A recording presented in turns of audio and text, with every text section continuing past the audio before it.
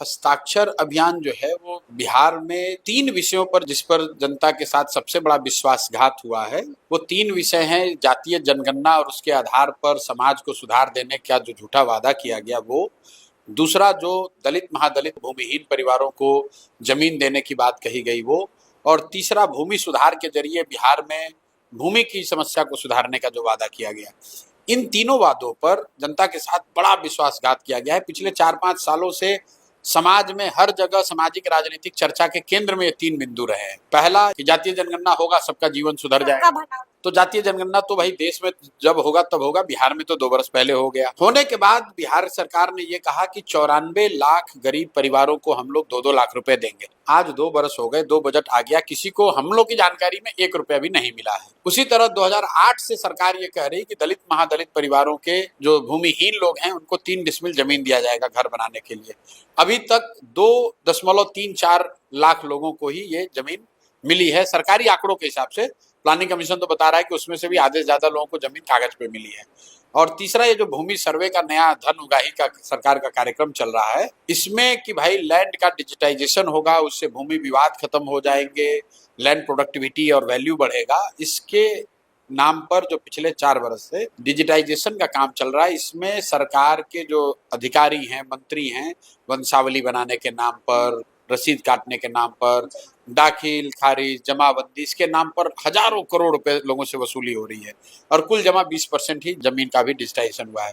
तो इन तीनों मुद्दों को लेकर हम लोग पूरे बिहार में जाना चाहते हैं, घर घर जाना चाहते हैं और लोगों को जाकर बताना चाहते हैं, कि पूछना चाहते हैं भाई ये बताओ, ये तीनों चीज पर तुमसे बात हो रही है, तुमको इसी के नाम पर तुमसे वोट लिया जा रहा है, तुमको मिला या नहीं मिला।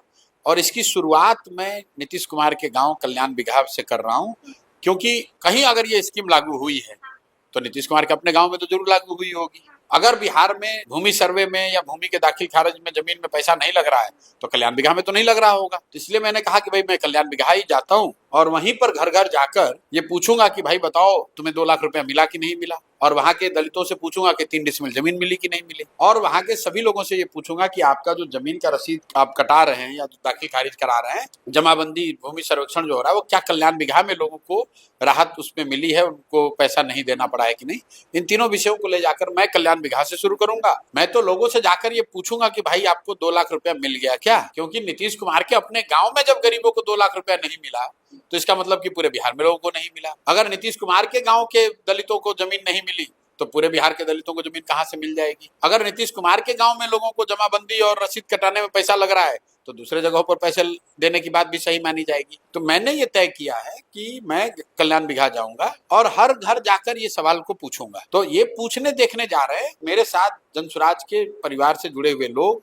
हर गांव में ये बिहार में 11 मई से लेकर 11 जुलाई तक 2 महीने तक हम लोग ये कार्यक्रम को चलाएंगे और 1 करोड़ परिवारों से जाकर उनसे ये पूछेंगे, और अगर उनकी सहमति हुई तो उनका हस्ताक्षर लेंगे कि उनके साथ इन 3 विषयों पर बड़ा विश्वासघात हुआ है और सरकार को इसका जवाब देना चाहिए। और फिर ये वाली जो लिस्ट है हस्ताक्षर वाली, क्या इसको लेकर के राज्यपाल और मुख्यमंत्री दोनों से बिल्कुल जाएंगे। 11 तारीख को बोला हुआ है, 11 मुख्यमंत्री से बिल्कुल 11 जुलाई का हम लोग टाइम उनसे मांग रहे हैं कि हम लोग ये 1 करोड़ लोगों का हस्ताक्षर लेकर आए हैं, और अगर वो टाइम ना दें तो उसके बाद विधानसभा का मानसून का सत्र होगा, वहीं पर हम लोग विधानसभा को घेरेंगे और ये सारे हस्ताक्षर किए हुए कागज जो है वहीं पर मालूम है ना कि जब घेराव होता है तो पुलिस भी एक्टिव हो जाती है, खूब लाठी डंडा चलता है। आप लोग लाठी डंडा तो कवर करने का आपको ज्यादा आपका एक्सपीरियंस भी है।